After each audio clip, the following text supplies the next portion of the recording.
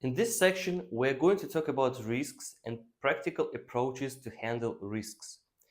As usually, let's start with basic terminology. What is a risk in a project? Risk is a possibility of something bad happening that can negatively affect a project from perspective of quality, budget, scope, deadlines, or more. From project perspective, risks can be internal, external, or mixed. Internal risks are all the ones that are up to your team and your team can directly influence on them. For example, resolve. External risks are the opposite ones. Risks that are not up to your team and you cannot resolve them. For example, you need access to clients' Git, servers, etc. and only client can grant you with this access. Mixed risks are a mix of internal and external risks. We can also divide risks on the following main categories: communication, quality, scope, performance, research, financial, security, and timeline. Right now, let's talk about approaches to handle risks. To handle a risk, you can avoid, accept, reduce, transfer, or share risk. Let's talk about each of them in detail. Avoid. It's a best case scenario. If you can avoid a risk, you should do that. For example, you know that you have a developer in your team that has a performance issue and you have an opportunity to change the developer. So you should do that. Accept. This approach means that you're aware of the risk and understand that it has either a very low probability to happen or if it even happens, it's not critical and will not significantly affect your project. For example, you have started a new project and involved a new front-end library your developers haven't worked with yet. So you understand that this might require extra time to learn a new library, but it's not critical for project timeline or quality. Reduce. It's a case if you cannot avoid a risk but still have a chance to reduce impact or possibility that this risk is going to happen. For example, you are to make an application release and you know something might go wrong. For example, database can go down, unexpected bugs can appear, etc. So you as a project manager can prepare a detailed plan release and plan B, plan C, what you will do if something goes wrong. So even if a risk happens, you reduce the impact by having a prepared list of items how to resolve them quickly. Transfer. There could be always a chance to transfer a risk to another party to resolve it. For example, you host your client application on your server and always have a risk that server may go down and you're responsible to fix that as soon as possible. You can get agreed with the client to move the application to a client server. So the client's team is going to be responsible to maintain this server in the future. So it means you are transferring the risk to the client part. Share. And last option is to share a risk among parties. For example, there is a risk to miss project deadlines. And in that case, we would need to extend team allocation for 2 weeks more. And this will require extra budget to pay the team.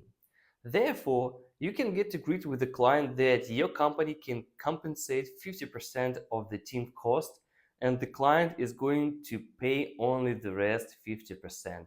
So you are sharing the potential risks with the client.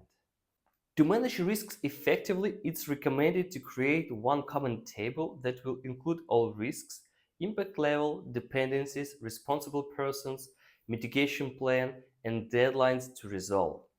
Let's take a look at example how you can organize and manage risks. So we have the first column that actually is about the description of the risk. So we just need to put down description what exactly we consider is a risk. So like everyone can read and understand what is it about. Then the second column is going to show the impact severity. So if it is a blocker, high level, medium or low priority risk. This is very important to have this kind of impact severity so you can pay attention, for example, at the blockers firstly, then at the high level firstly, etc. So it would be just easier for you, for your client, for your management to understand what blockers are and how to deal with them. Then the third column is status.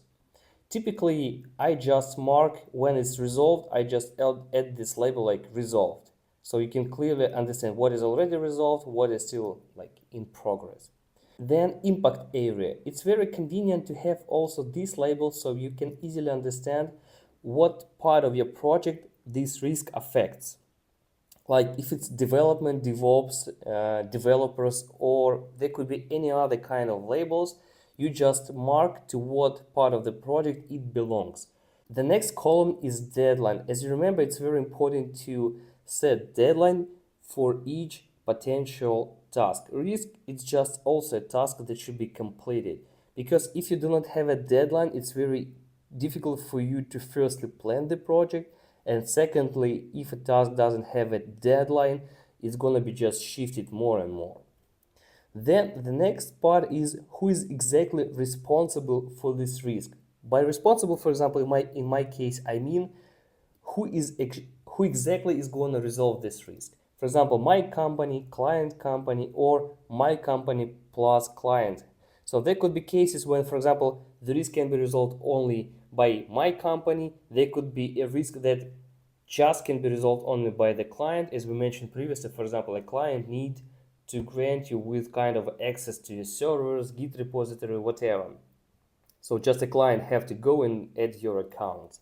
Or there could be also mixed risks when you need to work together with a client to resolve these risks. For example, a client hasn't taken any decisions if they would like to build their infrastructure in AWS or Azure. So it could be a blocker that should be resolved both by you and the client. And the last column is just free comments that you can add per each risks, like about the progress, any notes, whatever. It's recommended to check and update list of risks at least 1 or 2 times per week, so you will always control all vulnerable spots of your projects. And let's close out this section with some useful insights regarding risks management. Number one, it's highly important to communicate risks to the client regularly, especially the ones that should be resolved by the client. Each risk should have a clear deadline and responsible person, otherwise it can be missed. It's a good practice to create a full list of risks during the project kickoff. So you will already have a full picture in front of your eyes and can start preparing mitigation plans in advance. There could be risks that you do not want a client to see.